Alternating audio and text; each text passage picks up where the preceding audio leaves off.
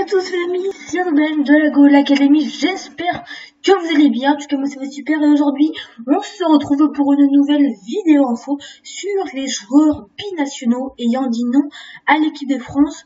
On va voir ça tout de suite. On peut voir que si jamais ces joueurs seraient venus en équipe de France, on aurait eu une équipe de malades, mais on verra qu'ils n'ont pas accepté. C'est parti.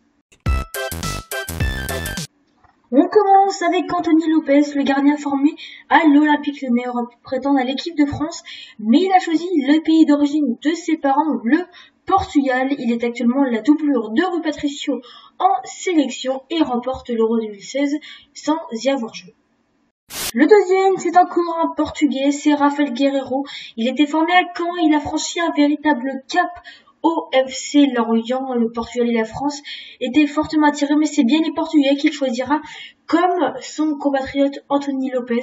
Donc un choix payant puisqu'il fut champion d'Europe en 2016 et s'imposa en tant que titulaire dans cette sélection.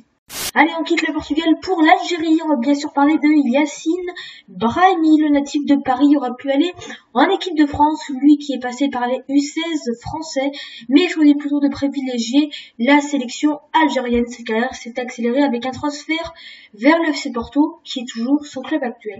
Pierre-Emerick Aubameyang, qui est comme son père, le natif de Laval, choisit le Gabon malgré une sélection en 2009 avec les espoirs français. Le joueur d'Arsenal est devenu alors le capitaine incontesté de cette équipe.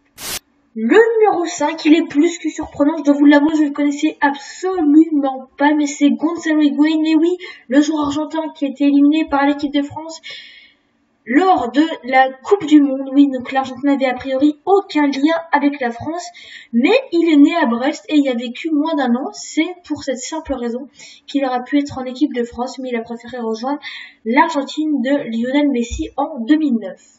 On s'en doutait peut-être un petit peu, mais André Ayew, lorsque son père a évolué lorsque André Ayew est né en France et aurait donc pu prétendre au bleu, mais il préféra jouer pour les Ghana où il participera à 2 finales de la Coupe d'Afrique des Nations. On va parler maintenant de Serge Aurier, le numéro 7, formé à Lens et passé par le TFC. Il capta l'intérêt des Bleus, mais choisit son pays de naissance, la Côte d'Ivoire. Il remporte la CAN en 2015. Passé au PSG, il évolue désormais à Tottenham. Et Didier Drogba, le 8e dans cette liste des joueurs binationaux ayant dit non à l'équipe de France. L'Ivoirien a vécu plusieurs années en France avant de choisir les éléphants. Il assure qu'il n'aurait pourtant jamais fermé la porte aux Bleus si ceux-ci avaient pris contact avec lui. Il marqua 66 buts en 106 matchs avec la Côte d'Ivoire, ce qui est pas mal du tout. Formé à Bastia, passé par Bordeaux, à Sunderland et maintenant à Rennes, c'est bien sûr Wahbi Khazri qui a longuement hésité avant de choisir son équipe. Il passa par la France et la Tunisie pendant ses sélections jeunes, mais c'est bien les Aigles d'Aix-Carthage qu'il rallia en 2013. Également très surprenant et sûrement même un des meilleurs joueurs de cette équipe qui n'est pas française mais qui aura pu l'être, c'est bien sûr Eden Hazard, le Belge, le milieu de terrain belge, formé et révélé à Lille. Hazard a choisi la sélection belge après avoir refusé l'appel de l'équipe de France en 2008. Aujourd'hui à Chelsea, le joueur de 27 ans est l'un des piliers de sa sélection.